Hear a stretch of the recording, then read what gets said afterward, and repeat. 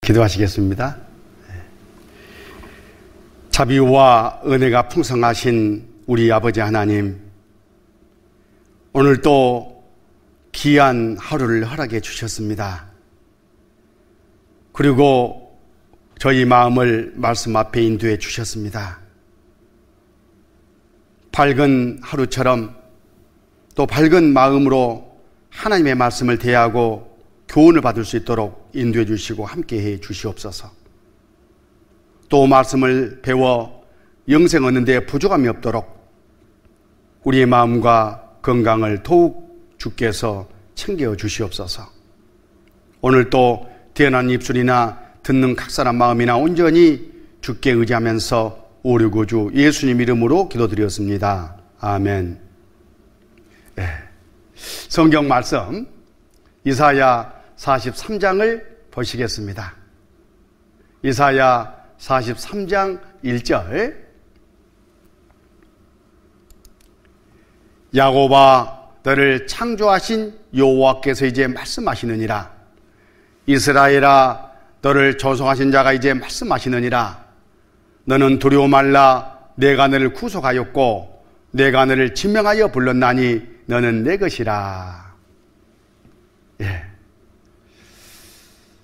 우리 모든 인류는 이 세상 죄의 기질을 갖고 태어나서 죄를 짓고 살다가 죽으면 죄의 싹을 갚으러 지옥 갈 수밖에 없는 그런 운명에 빠져 있습니다.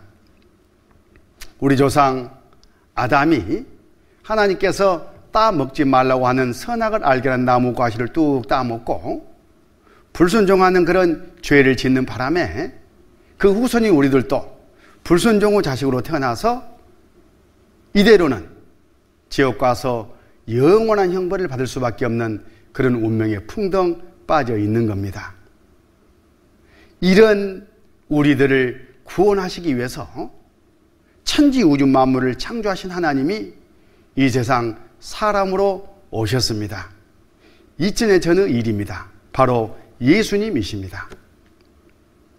이 죄의 삭은 꼭 갚아야 되고 또 그 죄의 삭을 갚아야지만 죽은 건너 천국에서 영생할 수 있기 때문에 우리가 지은 죄를 우리 대신 갚아서 천국 올 수 있도록 해 주시기 위해서 예수님이 이 땅에 오신 겁니다.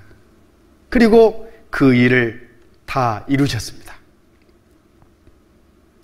이 일을 하시기 위해서 세상 정중앙에 있는 한 민족을 특별히 선택해서 불러 세우셨습니다. 바로 이스라엘입니다. 하나님은 이스라엘 민족을 통해서 눈에 보이지 않는 하나님이 존재하고 또 그 하나님의 계획이 어떠한 것을 깨닫도록 하시는 가운데 이 세상 죄인들을 구원하는 일을 이루기 위해서 이스라엘 민족을 선택하신 것입니다. 방금 읽었던 이 이사야 43장 1절 말씀이 그 의미를 담고 있습니다. 같이 한번 읽어보시겠습니다. 야곱아 너를 창조하신 여호와께서 이제 말씀하시느니라.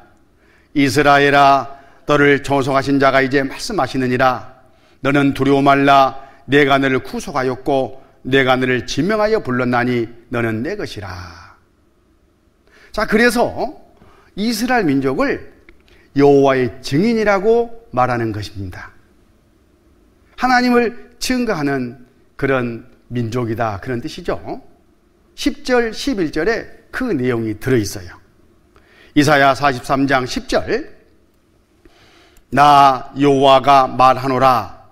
너희는 나의 증인 나의 종으로 택함을 입었나니 이는 너희로 나를 알고 믿으며 내가 그인 줄 깨닫게 하려 함이라. 나의 전에 지음을 받은 신이 없었느니라. 나의 후에도 없으리라. 나 곧 나는 여호와라. 나의 구원자가 없느니라. 이스라엘 민족은 그래서 여호와의 증인이고 여호와의 증인이기 때문에 이스라엘 민족을 통해서 하나님이 살아계시고 하나님이 어떤 분이신가를 우리가 깨달아 알 수가 있는 겁니다.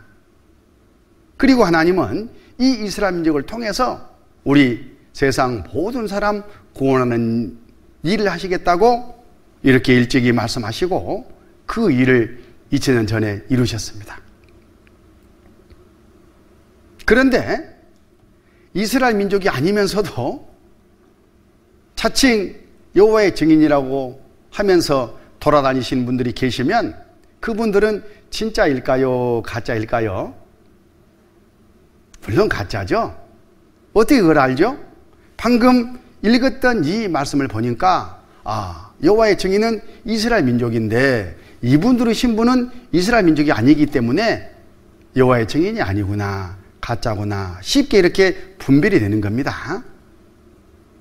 신앙의 옳고 그름은 성경으로 따져보고 판단하는 것입니다. 성경에 비춰보니까 그분들 여호와의 증인이 아니잖아요. 혼돈해서는 안 되겠습니다. 자, 그러면 하나님은 왜 하필 수많은 민족 가운데 이스라엘 민족을 특별히 불러서 여호와의 증인으로 쓰셨을까? 바로 이스라엘 민족이 사는 바로 그곳이 세상 정중앙이기 때문에 그렇습니다. 이 지도를 잠깐 보면 우리나라는 세계 지도 동쪽에 있어요. 미국은 서쪽에 있습니다. 바로 정중앙에 이스라엘이 있어요. 이스라엘 땅 이 옆에 이 바다를 지중해 그래요. 지구 정중앙에 있는 바다다 그런 뜻이죠. 바로 정중앙에 거하는 민족이기 때문에 이스라엘을 특별히 불러서 쓰셨다 그런 뜻이에요. 이스라엘 민족을 통해서 세상 구원하는 일을 다 이루시고 그 구원하신 그 기쁜 소식이 그 복음이 전 세계에 공평하게 전파되도록 하기 위해서 하나님이 특별하게 배려를 해 주신 겁니다. 그래서 이스라엘 민족을 멋자리 민족이라고도 합니다. 우리가 모내기 할 때 이렇게 보면 특정한 곳에 멋자리를 만듭니다. 그리고 뭐가 다 자라고 나면 그 뭐를 온 논에 옮겨 심어요. 그러는 것처럼 이스라엘 민족을 통해서 세상 구원하는 그 일을 하나님이 다 준비하시고 그 모를 온 논에 옮겨 심는 것처럼 세상 죄인들 죄사 갚아가지고 구원해 놓으셨다는 기쁜 소식을 전 세계에 전파하도록 하셨고 그 일에 이스라엘 민족을 쓰셨다 그런 뜻입니다. 지금 여러분에게 정해지고 있는 이 복음도 바로 그때 이스라엘 민족을 통해서 이루신 그 복음이 지금 전해지고 있는 순간인 겁니다. 모내기가 지금 되고 있다 그런 뜻입니다. 또 하나님이 이스라엘 민족을 선택했다고 하니까 하나님은 그러면 이스라엘 민족은 하나님이잖아, 우리 하나님은 아니잖아, 이렇게 오해하신 분들이 종종 있습니다. 제가 전에 실은 그랬습니다. 그런데 이스라엘의 하나님일 뿐만 아니라 우리 모든 사람들로 하나님도 되시는 겁니다. 로마서 3장 29절 하나님은 홀로 유대인의 하나님뿐이시뇨 또 이방인의 하나님은 아니시뇨 진실로 이방인의 하나님도 되시느니라. 여기서 유대인은 이스라엘 민족 후손들을 지칭하는 표현입니다. 이방인은 이스라엘 민족이 아닌 세상 모든 사람을 이방인이라고 합니다. 저와 여러분이 여기서 이방인이에요. 이 하나님은 선택받은 유대인들의 하나님일 뿐만 아니라 우리 모든 사람들의 하나님도 되신다고 성경에 이미 이렇게 말씀을 해 놓으셨습니다. 이해를 돕기 위해서 이 비유를 한번 들어보겠습니다. 새 학기에 새로운 반이 편성되죠. 그리고 담임 선생님이 정해집니다. 그러면 그 담임 선생님은 그 반 모든 학생들의 선생님이잖아요. 그 선생님이 특별히 그 반 학생 중에 한 사람을 세워서 반장을 세웁니다. 그러면 그 선생님은 반장만의 선생님이십니까? 아니죠. 그 반 모든 학생들의 선생님이신 것은 마찬가지인 거예요. 선생님이 반장을 특별히 세우신 것은 그 반장을 통해서 할 일이 있기 때문에 그렇습니다. 그 반에 유익을 끼치기 위해서 반장을 특별히 지목해서 불러 세우시는 거예요. 그런 것처럼 하나님은 이 세상 모든 사람들을 위해서 이스라엘 민족을 특별히 불러 세우셨고, 그 이스라엘 민족을 써서 우리 모든 사람들에게 영생이라는 그런 큰 선물을 주시기 위해서 그렇게 하셨던 겁니다. 하나님은 이스라엘의 하나님일 뿐만 아니라 우리 하나님도 되신다는 것 생각하면서 교훈을 받아가야 되겠습니다. 그러면 하나님이 이스라엘을 선택해서 무슨 일들을 주로 해오셨느냐? 많은 일들을 인류 역사 가운데서 이스라엘의 역사 가운데 해오셨지만 크게 보면 첫 번째, 하나님의 말씀을 맡기셨어요. 받아 기록하게 하고 보존하게 하고 그 말씀을 이방 세계에 전파하도록 하셨다, 그런 뜻입니다. 거기 로마서 3장 1절 2절에 그런즉 유대인의 나음이 무엇이며 할례의 유익이 무엇이뇨 범사에 많으니 첫째는 저희가 하나님의 말씀을 맡았음이니라. 이스라엘 민족이 특별한 것은 하나님의 말씀을 맡았습니다.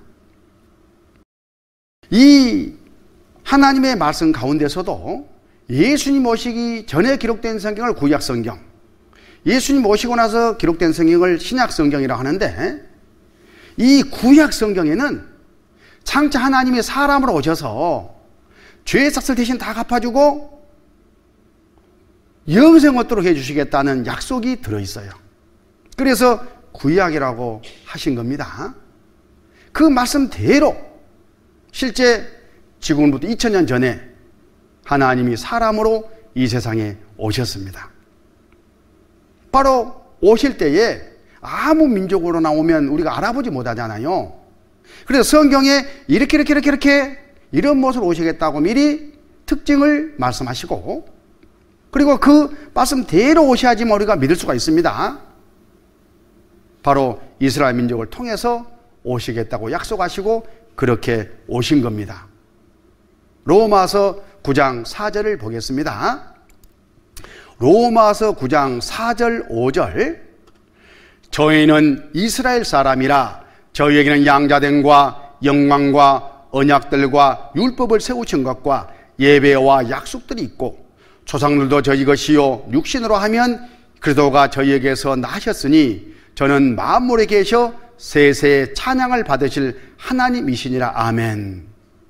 이스라엘 민족을 통해서 세상을 구원하러 오시는 예수님 그리스도가 오셨다는 그런 말씀이셔요. 그리고 그 예수님은 천지 우주 만물을 창조하신 바로 그 하나님이시다라는 지금 말씀을 하고 계시는 거예요. 이 일에 쓰기 위해서 이스라엘 민족을 선택하셨던 겁니다.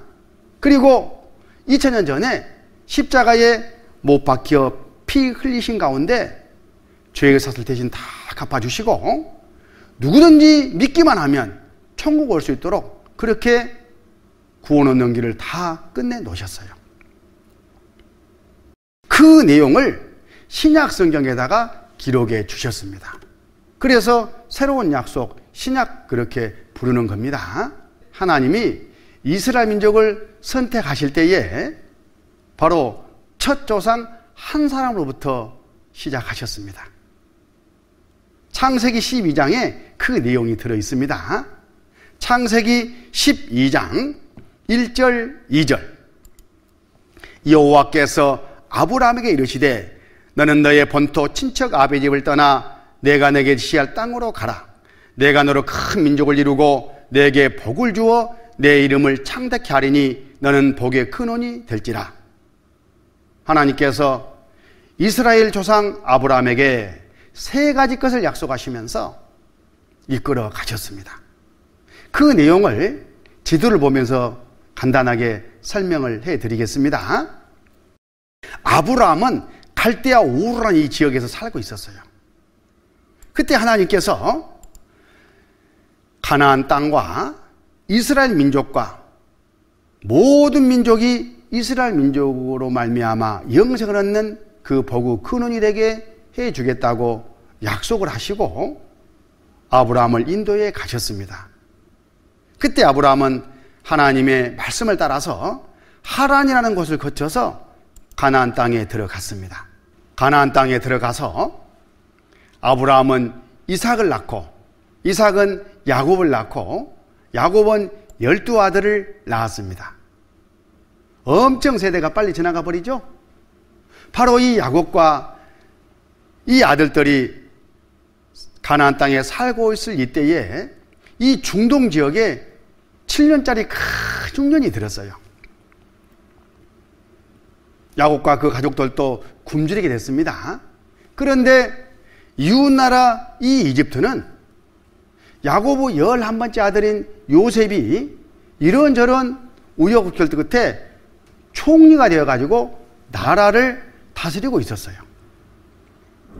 요셉은 흉년을 미리 대비하는 그런 정책을 펴므로 말미암아 애굽은 기근의 영향을 받지 않았습니다. 그래서 야곱과 그 가족들 70여 명이 가나안 땅을 떠나서 이 이집트에 들어가게 됩니다. 고센이라는 이 좋은 지역을 하사받아가지고 거기서 이제 살게 되는데 들어갈 때는 잠깐 들어갔다가 곧 나올 생각으로 갔습니다.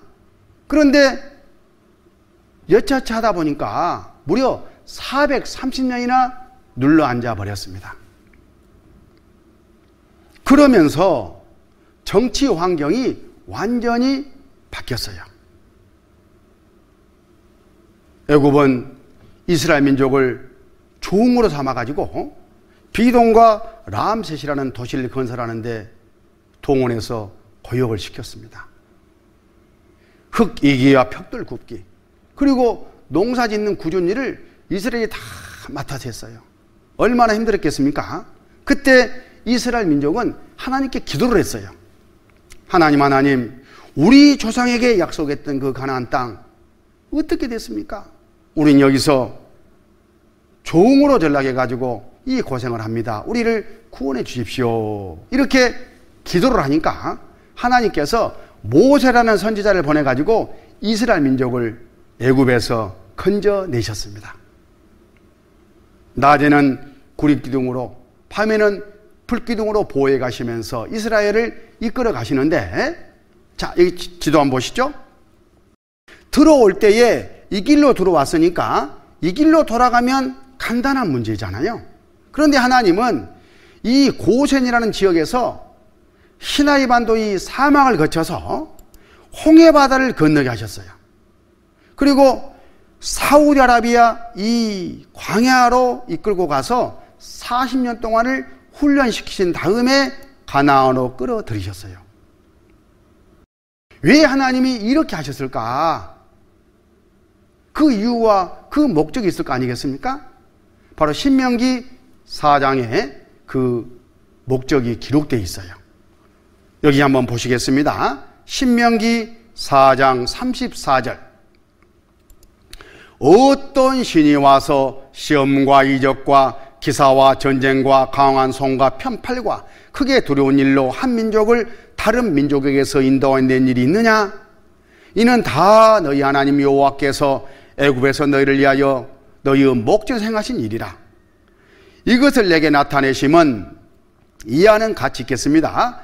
여호와는 하나님이시요 그 외에는 다른 신이 없음을 내게 알게 하려 하심이니라. 하나님이 이렇게 하신 이유가 바로 이스라엘 민족에게 하나님은 살아계시고 이스라엘 민족을 인도해가는 이 신이 천지 우주 만물을 창조하신 못할 일이 없는 그런 능력의 하나님이라는 것을 깨닫게 하기 위해서 그렇게 하셨다, 그런 뜻입니다. 불 한 폭이 물 한 모금 없는 바로 그곳에서 매일 아침 만나를 내려주셨습니다. 그리고 반석을 쳐서 장정만 60만 되는 그런 큰 군중을 마시오셨습니다. 신발이 닳지 않도록, 의복이 닳지 않도록 해주시고, 싸웠다 하면 승리하게 해주셨습니다. 이스라엘 민족은 이 하나님이 천지 우주 만물을 창조하신 바로 그분, 그 하나님이라는 것을 확실하게 믿었습니다. 그 중에 홍해바다가 갈라져 가지고 이스라엘 민족이 건넸던 그 사건은 너무나 유명합니다. 하나님은 파란 바다에 이스라엘 민족이 막히자 바람을 불게 해가지고 그 물을 6km나 쫙 가리셨습니다. 그리고 좌우에 물벽을 만들어 가지고 물이 흘러내리지 않도록 해주시고, 땅을 마르게 해서 이스라엘 민족을 다 건너게 하셨습니다. 그리고 뒤따라 들어오는 애국 군대는 다시 물이 합쳐지는 가운데 한 명도 남지 않고 다 물에 빠져 죽게 되는 그런 일이 있었고, 그 일이 출애굽기 14장에 기록이 되어 있습니다. 그 성경 말씀을 확인하기 전에 10개라는 영화로 이 내용이 만들어져 가지고 방영된 적이 있었는데, 그 하나님의 능력을 생각하면서 이 영화를 잠깐 보겠습니다.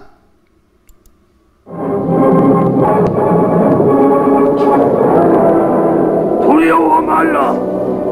가만히 서서 주님의 구원의 손길을 보라.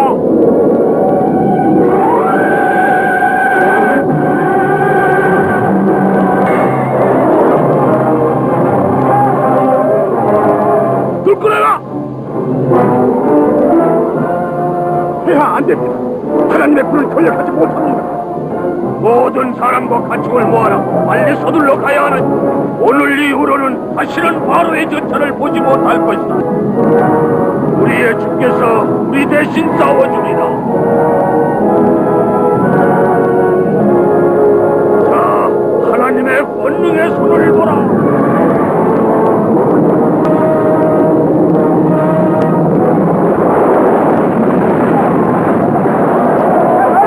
백성을 저 물 한가운데로 인도해가 주님의 뜻이 이루어지 하나님을 찬양하고 모두 뛰어들라.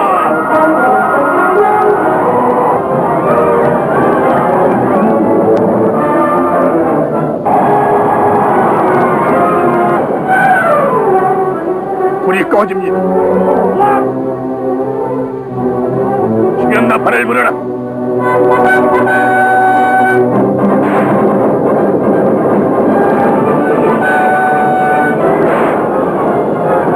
하나님의 권능을 이길 자가 그 누구더냐?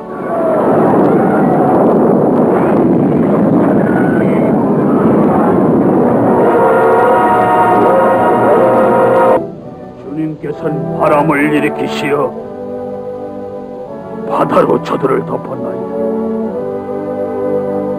그 누구를 당신에게 베기오니까 영원히, 그리고 또 영원히 당신은 우리의 하나님이십니다. 당시 이스라엘이 건넸던 홍해바다 속에는 산호초에 둘러싸인 바로 전차의 잔해가 지금도 그대로 남아 있습니다. 그 당시 역사적인 그 사실을 그대로 전해주고 있는 거예요. 10여 년 전에 특수 그 탐험대가요, 그 바닷속에 들어가서 탐사한 그런 내용이 있는데 직접 우리도 따라가서 확인해 보십시다. 우리가 잠수하여 적당한 위치에서 촬영하기 시작했을 때 특정 물체를 찾는 동안 90도 각도의 구조물이나 바퀴 형태의 원형 물체들이 발견되었는데, 그것이 바로 우리가 잠수한 이후 찾고자 했던 것입니다. 탐색이 시작되고 하나의 독특한 타입의 물체가 해저 바닥에서 자주 발견되었다. 가늘고 테이블과 같은 모양으로서 어떤 것은 산호초 군락에 덮인 한쪽 바퀴를 기초로 세워져 있었으며, 고든 막대 모양과 둥근 상판의 모양이었다. 축처럼 생긴 것과 바퀴처럼 생긴 것과의 각도는 90도입니다. 보시다시피 보통의 산호초의 성장 모습과는 매우 다른 모습이며 마치 사람이 만든 구조물에 산호초가 자란 것과 같습니다.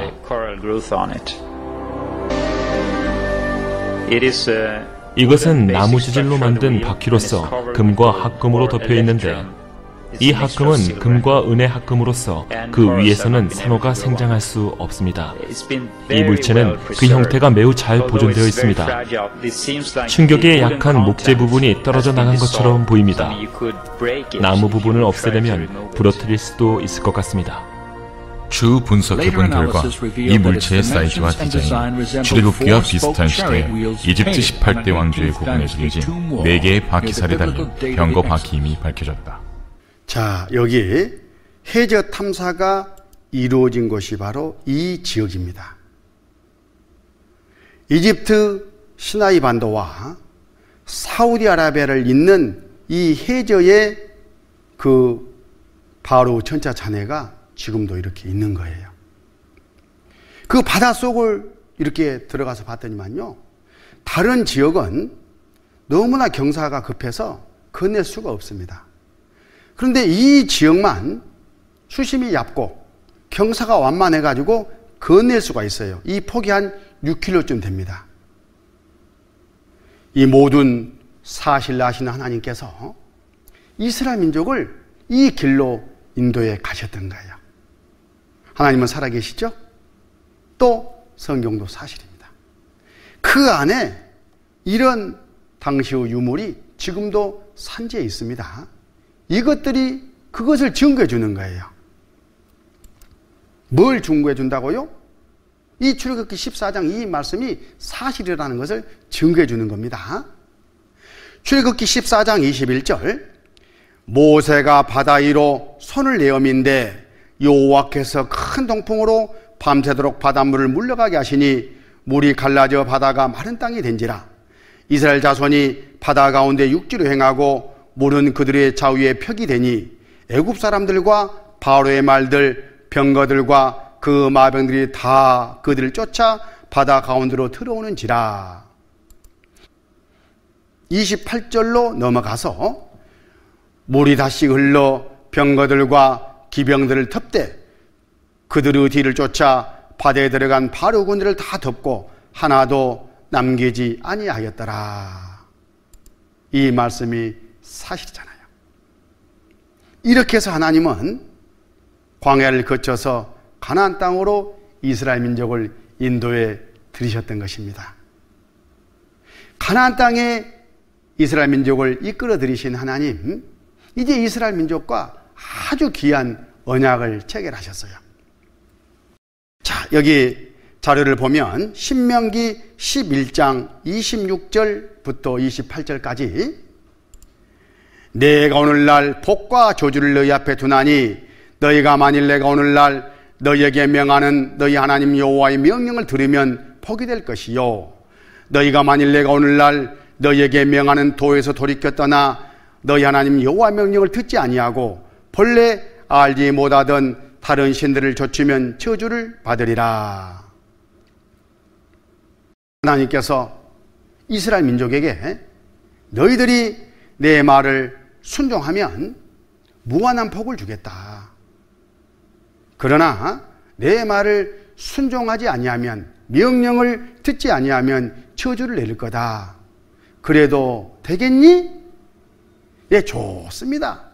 그대로 하십시다. 이렇게 해가지고 언약이 체결됐습니다.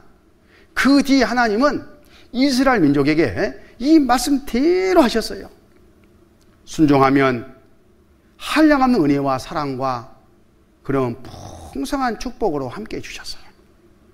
그러나 하나님의 말씀을 불순종하고 잘못된 길을 가면 틀림없이 매를 드시고 이 말씀대로 저주를 내리셨습니다. 이스라엘 역사가 그것을 있는 그대로 산채로 증거해 주고 있습니다. 이 하나님의 명령, 이 하나님의 명령이 지향하는 실체가 무엇인가?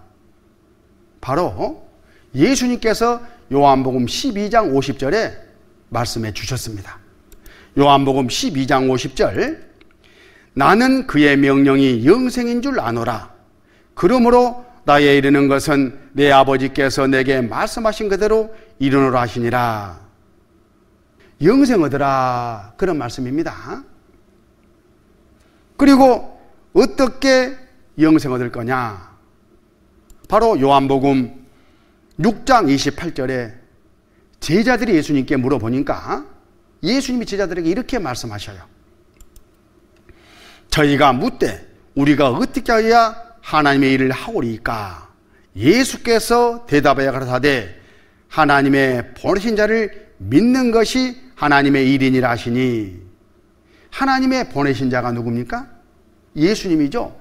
예수님을 믿고 영생 얻는 것이 하나님의 뜻이다, 하나님의 명령이다, 그런 뜻이에요.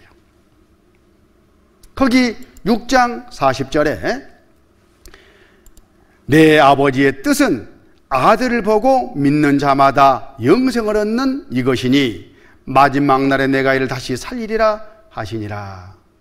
예수님 믿고 영생 얻는 것이 실제 하나님의 명령이 의미하는 궁극적인 목적이었습니다. 마태복음 7장 21절, 나더러 주여 주여 하는 자마다 천국에 다 들어갈 것이 아니요 다만 하늘에 계신 내 아버지의 뜻대로 행하는 자라야 들어가리라.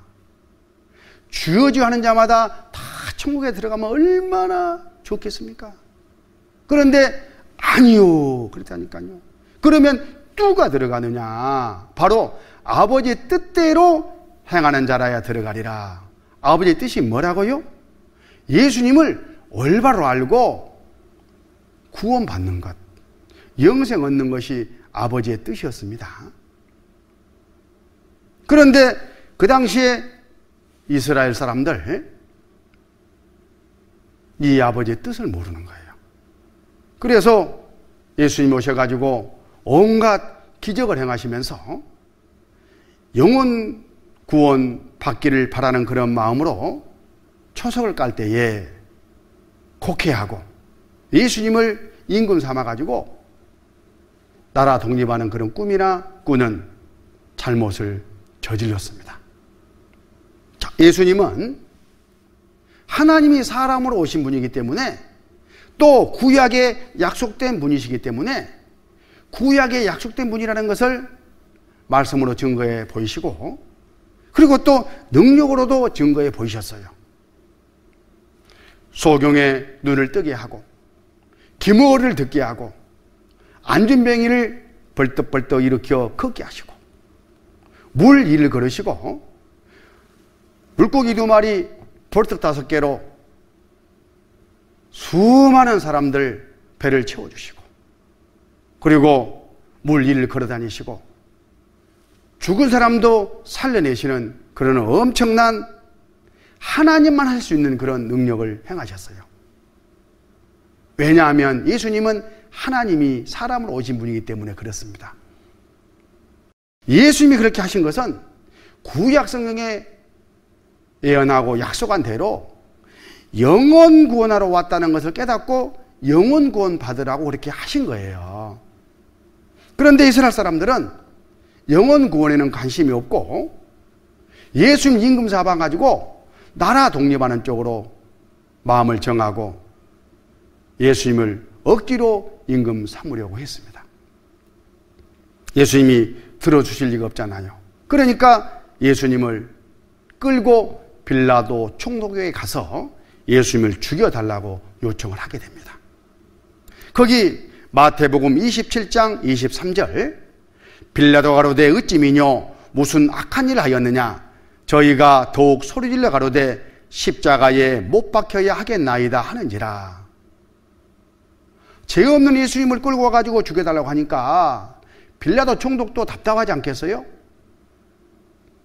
그래서 이런저런 방법으로 살려보려고 하는데 이스라엘 민족이 끝까지 고집 부리는 거예요. 안 되겠다 싶어가지고 예수님에게 사형 판결을 내려가지고 군중에게 내어주면서 자기는 죄가 없다는 그런 표시로 디아에 물을 떠다가 손을 씻었어요. 그리고 죄 없는 사람 핏값을 받게 되면 너희가 당하라. 그때 이스라엘 민족이 강큰 소리를 했습니다. 좋소, 우리와 우리 후손에게 돌리시오. 여기 25절, 백성이 다 대답해 가로되 그 피를 우리와 우리 자손에게 돌릴지어다 하거늘 이에 바라바는 저에게 놓아주고 예수는 채찍질하고 십자가에 못 박히게 넘겨주니라. 이렇게 해가지고 예수님이 십자가에 못 박혀 돌아가시게 됩니다. 그런데 예수님은 능력이 힘이 없어서 죽임을 당하신 게 아니에요. 실제는 예수님은 천지 우주 만물을 창조하신 바로 그 창조주 하나님이셔요. 12명이나 되는 천사들을 불러다가 다 쓸어버릴 수 있는 그런 권세와 능력을 갖고 계셔요. 저 지은 우주와 만물도 말씀 한마디로 없앴다가 다시 창조할 수 있는 그런 능력의 하나님이십니다. 뭐 그런 하나님이 힘이 없어서 저렇게 당하신 게 아닙니다. 예수님이 이 땅에 오신 목적은 피 흘리고 죽는 가운데 죄의 삭을 갚아주러 오셨기 때문에 저 사람들의 저런 악한 의도와 행실을 선으로 이겨버리신 거예요. 바로 하나님이시기 때문에 그렇습니다. 그러나 이스라엘 민족은 하나님이 경고하신 대로 잘못된 길을 갔기 때문에 이제 저주를 받을 수밖에 없게 된 겁니다. 여기 이 사진은 이스라엘 민족이 인류 역사 가운데 당해온 그 저주 견본입니다. 예수님 십자가에 못 박아 죽인 37년 후 AD 70년에 자기들끼리 예루살렘에서 독립운동을 했습니다. 그때 로마 티투스 장군이 시리아에 주둔하고 있던 정예병사 8만을 끌고 와가지고 예루살렘 성을 빙 둘러쌌습니다. 자기 자식까지 잡아먹는, 친구까지 잡아먹는 그런 엄청난 비극을 겪었습니다. 그 공격으로 말미암아 이스라엘 사람이 110만 명이나 죽었습니다. 그 이후 AD 135년 하드리안 황제 때까지 58만 명이 더 죽었고 모든 이스라엘 사람들은 그 땅에서 뿌리가 뽑혀가지고 전 로마 제국으로 흩어졌습니다. 종으로 팔려나간 거예요. 그 땅은 완전한 황무지가 되어버렸습니다. 그리고 전 세계로 흩어져 나간 그 이스라엘 후손들도 가는 곳마다 저주 학살을 당했어요. 예수를 죽인 악마의 자손들이다 해가지고 이곳에서 저곳으로, 저곳에서 이곳으로 발을 붙일 것이 없이 무려 2000년 동안 유리방황하는 그런 생활을 했습니다. 지금으로부터 70년 전에 세계 2차 대전 때 독일의 히틀러는 유럽에 거주하는 900만 명의 유대인 가운데 600만 명을 붙잡아다가 학살했습니다. 정말 비극적인 사건이었습니다. 그 원인은 예수님을 저렇게 십자가에 못 박아 죽인 바로 그 죄, 하나님의 명령을 순종하지 아니한 바로 그 죄 때문에 하나님의 경고가 그대로 이루어졌던 것이에요. 바로 그 영상을 직접 보겠습니다. 제1차 대전의 패배로 인해 경제적, 사회적으로 길이 막혀버린 독일에서는 아돌프 히틀러가 등장하여 독일의 패배와 경제적 파탄의 책임이 유태인에게 있다고 주장하기 시작했다. 1933년 히틀러가 수상에 취임하자 이후 나치 정권은 인류 역사상 가장 조직적이고 규모가 큰 유태인 박멸 계획을 수립하였다.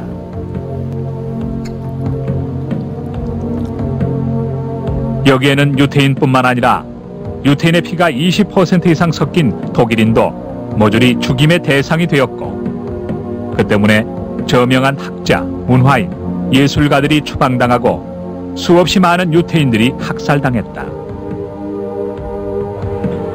그 가운데는 독일의 노벨상 수상자의 20%나 되는 우수한 인재가 포함되어 있었다. 특히 폴란드에서는 아인슈비치, 다하우, 트레블링커, 베리겐 등지에 살인 수용소가 세워졌으며 독가스나 독약 주사, 총살 등의 방법으로 대학살이 자행되었다. 유럽 대전이 끝날 무렵인 1945년 봄까지 유럽에 살고 있던 900만 명의 유태인 가운데 약 600만 명이 죽임을 당했다.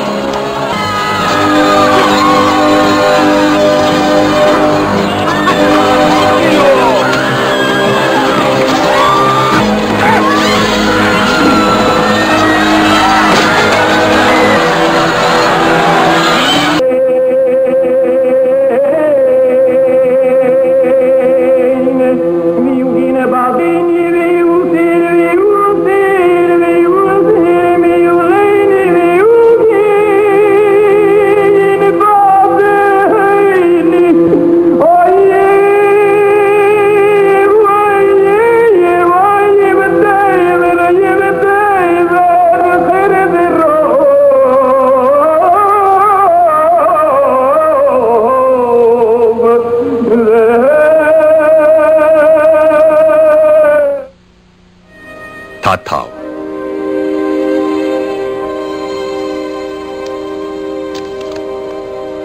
작센하우젠.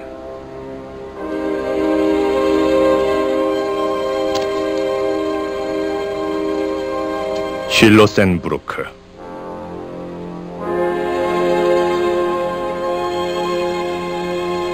베르겐벨젠.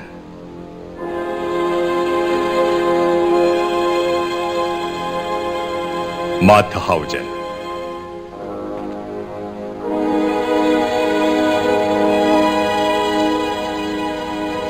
라벤스부리크.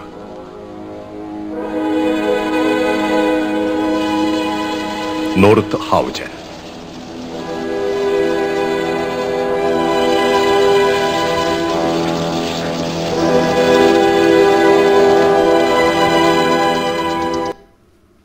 여기 이스라엘의 잘못과 교훈, 이스라엘이 어떤 잘못을 저질렀느냐 하면 크게 두 가지를 말할 수가 있습니다. 먼저는 하나님의 말씀을 자기 뜻대로 왜곡했다는 거예요. 그리고 또 한 가지는 그 잘못을 바르게 해주려고 하신 그 하나님의 말씀, 그 경고를 무시했다는 겁니다. 이건 우리들에게도 얼마든지 비슷한 그런 태도가 나올 수가 있습니다. 그래서 이스라엘 민족의 이 잘못은 우리 신앙에도 큰 교훈이 되는 겁니다. 왜냐하면 이스라엘이 잘못한 이 길을 우리가 두 번 다시 그 길을 가서는 안 되기 때문에 그렇습니다. 그 결과는 틀림없이 오늘 보았던 것처럼 저렇게 저주로 나타납니다. 영원한 지옥 형벌로 나타난다, 그런 뜻입니다. 자, 이스라엘이 잘못한 거 첫 번째, 하나님의 말씀을 자기 뜻대로 왜곡했죠. 그리고 두 번째, 하나님의 계속된 경고를 무시했습니다. 하나님은 예수를 믿고 영원히 구원받으라 이렇게 말씀하셨는데, 이스라엘 민족은 예수님을 임금 삼아가지고 나라 독립하는 꿈을 꿨어요. 그러니까 예수님을 믿기는 믿었는데 그 목적이 다르잖아요. 그래서 이스라엘 민족이 그런 저주를 끝내는 받았던 것입니다. 하나님은 예수님이 오시기 전에 구약 성경에 하나님이 사람으로 오실 것을 여러 갈래로, 여러 모양으로 예언을 해 오셨습니다. 1500년 전, 2700년 전, 2600년 전 계속해서 예언을 해 주시고, 그 예언된 말씀 그대로 지금부터 2000년 전에 이스라엘 베들레헴에 오셨어요. 그 예언 중에서 두 말씀만 확인해 보겠습니다. 이사야 7장 14절, 그러므로 주께서 친히 징조로 너희에게 주실 것이라. 보라, 처녀가 잉태의 아들을 낳을 것이요 그 이름을 임마누엘이라 하리라. 남자를 모르는 처녀 뱃속에 성령으로 한 아이가 잉태돼 가지고 태어날 거다. 바로 그분이 하나님이 사람으로 오시는 분이다. 이렇게 지금 예수님 오시기 700년 전에 설명을 하고 계셔요. 여기서 임마누엘은 하나님 우리와 같이 계심이라, 그런 뜻입니다. 그 말은 하나님이 사람처럼 오신다, 그런 말인 거예요. 또 이사야 9장 6절에 이는 한 아기가 우리에게 낳고 한 아들을 우리에게 주신 바 되었는데 그 어깨는 정사를 메었고 그 이름은 기묘자라, 모사라, 전능하신 하나님이라, 영존하시는 아버지라, 평강오왕이라 할 것임이라. 한 아이가 태어나는데 그 아이가 영원히 살아계시는 하나님이시랍니다. 그리고 평강오왕이라, 그 말은 죄에서 우리를 구원하실 분이다, 그런 뜻이에요. 이런 목적을 가지고 하나님이 사람으로 오셨는데, 마태복음 1장 21절부터 23절, 아들을 낳으니 이름을 예수라 하라. 이는 그가 자기 백성을 저희 죄에서 구원할 것임이라 하니라. 바로 예수님이 그분이셔요. 예수님은 이 세상 아담의 씨로 태어나신 분이 아닙니다. 하나님이 성령으로 처녀 마리아 뱃속에다가 잉태시켜가지고 거룩한 몸, 깨끗한 몸으로 이 세상에 태어나신 바로 그분이셔요. 예수님이 이 땅에 오신 것은 죄인을 구원하러 오셨어요. 영혼을 구원하러 오신 것입니다. 22절, 이 모든 일이 된 것은 주께서 선지자로 하신 말씀을 이루라 하심이니 가라사대 보라, 처녀가 잉태하여 아들을 낳을 것이요 그 이름은 임마누엘이라 하리라 하셨으니 이를 번역한즉 하나님이 우리와 함께 계시다 함이라. 바로 예수님이 바로 그분입니다. 하나님이 사람으로 오신 분이에요. 그러면 우리가 예수님을 믿는다 하면 바로 뭐예요? 예수님이 영혼을 구원하러 오셨으니까 예수님을 믿는다는 것은 영혼이 구원받는 것을 말하는 겁니다. 자, 베드로전서 1장 8절 9절에 예수를 너희가 보지 못하였으나 사랑하노다. 이제도 보지 못하나 믿고 말할 수 없는 영광스러운 즐거움으로 기뻐하니 믿음의 결국 곧 영혼의 구원을 받음이라. 예수님을 믿는다는 것은 영혼이 구원받는 거다, 그런 뜻이에요. 그런데 많은 사람들이 예수님을 믿는다고는 하면서 영혼 구원받는 것은 소홀이에요. 그건 예수님 믿는 것이 아닙니다. 그 당시에 이스라엘 민족이 다 예수를 믿기는 믿는데 영혼 구원과는 상관없는 이 세상 복이나 바라고 믿었던 것과 똑같은 거예요. 자, 이스라엘 사람들이 믿었던 그 내용을 잠깐 봅니다. 요한복음 6장 14절, 그 사람들이 예수 행하신 이 표적을 보고 말하되 이는 참으로 세상에 오실 그 선지자라 하더라. 예수님을 믿기는 믿었잖아요. 따라다니기는 따라다녔습니다. 그런데 그러므로 예수께서 저희가 와서 자기를 억지로 잡아 임금 삼는 줄 아시고 다시 혼자 산으로 떠나가시니라. 임금 삼아가지고 나라 독립, 이 세상 잘 먹고 잘 사는 쪽으로 목적을 삼았다, 그거예요. 거기서 잘못된 거예요. 마태복음 7장 21절, 나더러 주여 주여 하는 자마다 천국에 다 들어갈 것이 아니요 그랬잖아요.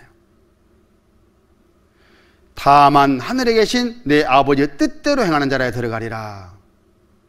교회 다니면 다 천국 간다면 얼마나 좋겠어요. 그러나 주여 주여 하는 자마다 다 천국에 들어갈 것이 아니요, 못 들어간다 그 말이죠. 그러면 누가 천국에 들어가느냐? 아버지의 뜻대로 행하는 자라에 들어간다. 아버지의 뜻대로 행하는 것이 뭐예요? 요한복음 6장 40절에 내 아버지의 뜻은 아들을 보고 영생을 얻는 이것이니 그랬어요. 예수님 보고 영원히 구원받아서 천국에서 영원히 살 준비하는 바로 그것이 아버지의 뜻이었습니다. 영원 구원이었습니다. 그런데 얼마나 우리 주변에 아버지의 뜻과 다른 그런 교회 생활을 하는 분들이 많습니까? 그러면 하나님의 경고를 받아들이셔야 돼요. 영원히 구원받아야 된다 하는 이 말씀을 받아들여야 되는 거예요. 그런데 그 당시에 이스라엘 사람들은 그런 하나님의 경고를 무시했어요. 선지자들을 계속 보내가지고 잘못을 지적해주고, 또 예수님도 마지막까지 바른 길로 인도하려고 끝까지 노력했는데 자기들이 원치 아니해서 그 멸망의 길로 갔던 겁니다. 예레미야 29장 18절, 내가 칼과 기근과 연병으로 그들을 따르게 하며 그들을 세계 열방 중에 더 학대를 당하게 할 것이며 내가 그들을 쫓아보낸 열방 중에서 저주거리와 놀램과 치소와 모욕거리가 되게 하리니 이는 내가 내 종 선지자들을 그들에게 보내되 부지런히 보내었으나 그들이 나 여호와의 말을 듣지 아니함이니라. 여호와의 말이니라. 계속해서 선생들을, 선지자들을, 가르친 사람들을 보내주고 권면해도 안 받아들였다, 그런 뜻이잖아요. 어떤 아들이 오토바이를 타고 천길만길 낭떠러지가 있는 그쪽으로 달려가고 있습니다. 그걸 안 부모는 어떻게 하겠습니까? 간절한 마음으로 끝까지 그 길 가지 말라고 불틀지 않겠어요? 그런데 그 아들이 끝까지 고집 부리면서 그 길을 갔다, 그래가지고 떨어져 죽었다. 그러면 누구 책임이겠습니까? 바로 그 아들 자기 책임인 거예요. 이스라엘이 이와 똑같습니다. 예수님께서도 눈물을 흘리시면서 마지막 순간까지 이스라엘을 붙잡았어요.